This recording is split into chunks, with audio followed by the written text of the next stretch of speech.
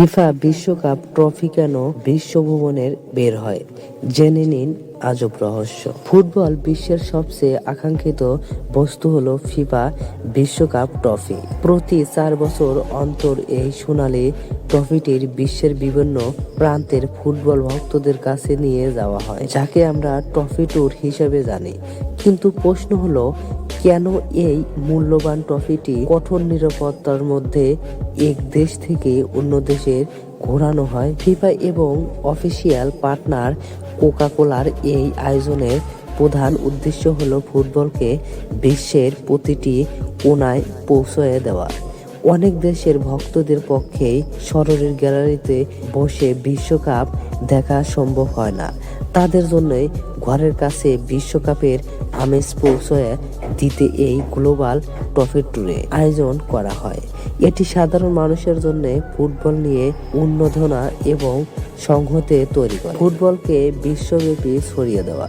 FIFA এবং official partner brand value ও বাণিজ্যিক প্রচার। বিশ্বকাপ ট্রফি ট্যুর মূলত ফিফা এবং এর স্পন্সরদের জন্য এটি বিশাল বিপণন কৌশল। ব্র্যান্ডগুলো এই ট্যুরের মাধ্যমে তাদের পণ্যের প্রচার চালায়।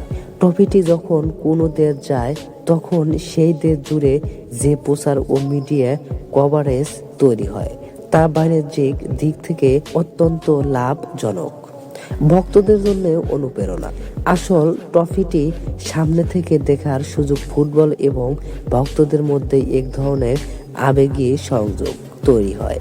বিশেষ করে তরুণ ফুটবলদের জন্য এটি বড় একটি অনুপ্রেরণার উৎসব হিসেবে কাজ করে। ট্রফিটি দেখার মাধ্যমে ফুটবলের শ্রেষ্ঠত্বের স্বাদ অনুভব করতে পারে। আয়োজক দেশের সংস্কৃতি প্রচার। ট্রফি এবং বিভিন্ন দেশ ঘুরে পরবর্তী বিশ্বকাপের আয়োজক দেশে পৌঁছায়।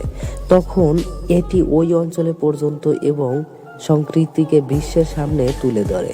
2026 সালের জন্য ট্রফিটি বর্তমানে মেক্সিকো, কানাডা ও যুক্তরাষ্ট্রে আসরকে কেন্দ্র করে বিশ্বের ভ্রমণে রয়েছে।